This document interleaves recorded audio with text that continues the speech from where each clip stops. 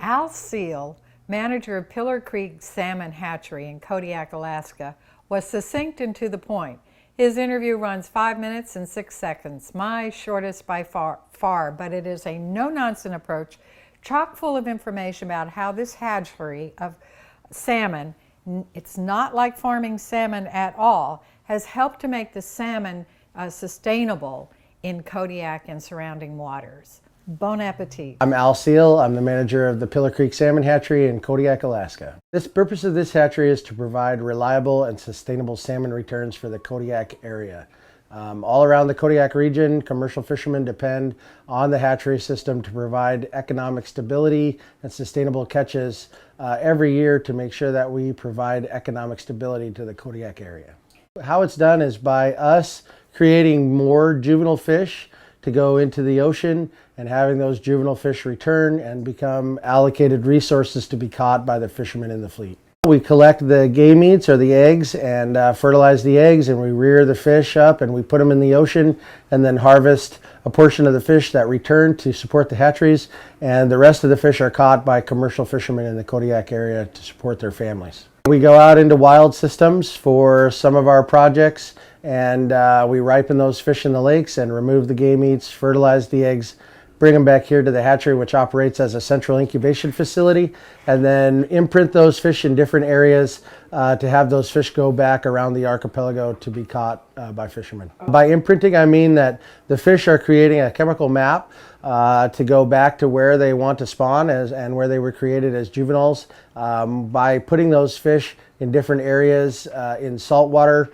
when they go through the process of becoming a smolt, we can make those fish go back to different areas around the archipelago to make them accessible to all different types of user groups of fishermen.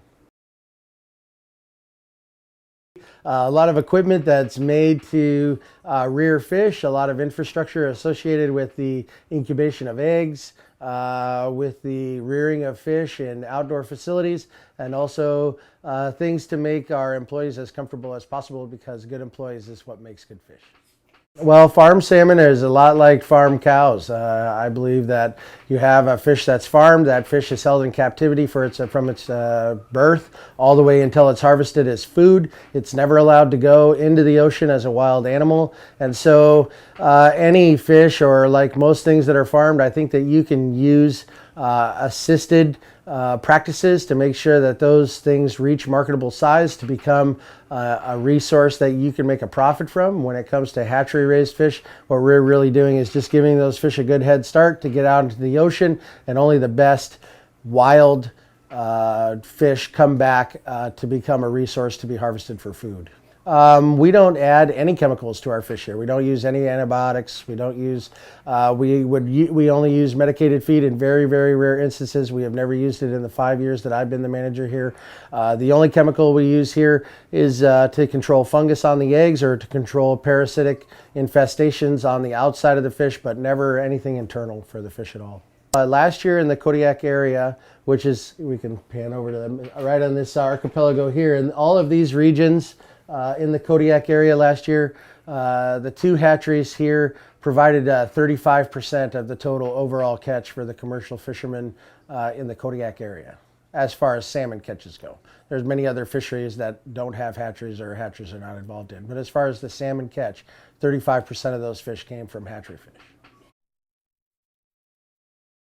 There are 5 different nonprofit aquaculture associations that are in Alaska, 2 in Southeast, 1 in Cook Inlet, 1 in Prince William Sound, and 1 here in Kodiak. There's also native-run hatcheries. There's also private nonprofit hatcheries that are run under a different configuration than ours, but there are hatcheries around the state.